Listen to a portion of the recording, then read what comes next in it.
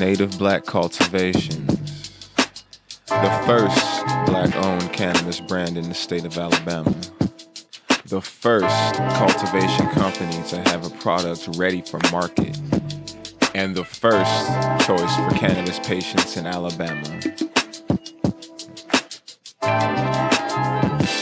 Native Black Cultivation has faced many hurdles in its rise, but more important than the brand is the man.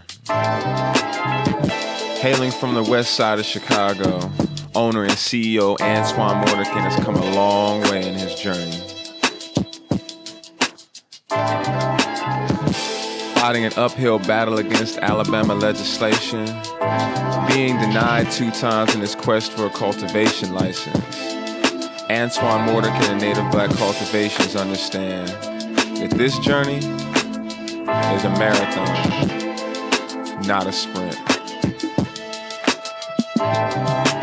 Whew, the journey thus far. Man, so, a lot of folks may not know me, how long I've been in the industry, but I've been preparing for this opportunity, for well over a decade now. And to be to this point, to be on the front end and the cutting edge of everything as it was developing here in Alabama, before we even got the law and the program, when the hemp bill was signed, that's when I really started to focus on, cultivating cannabis here in the state of Alabama. Then a few short years later, we finally was getting, some true motion on the medical cannabis bill.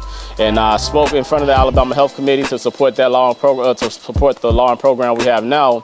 And I'm proud to be a recipient of that bill as an operator to be able to cultivate medical cannabis here in the state of Alabama.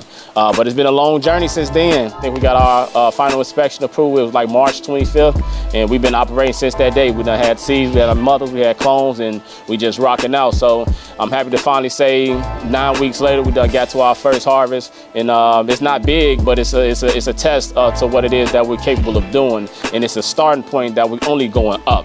We don't go back. We don't go back. We don't go down. We only go up. And for that to be our starting point, and for this to be the first harvest, and for the quality of crops and products and flowers we was able to produce, so I'm extremely proud of it. To finally be here to chop it down, and hopefully to be able to get it to the medical patients of the folks of Alabama here very soon.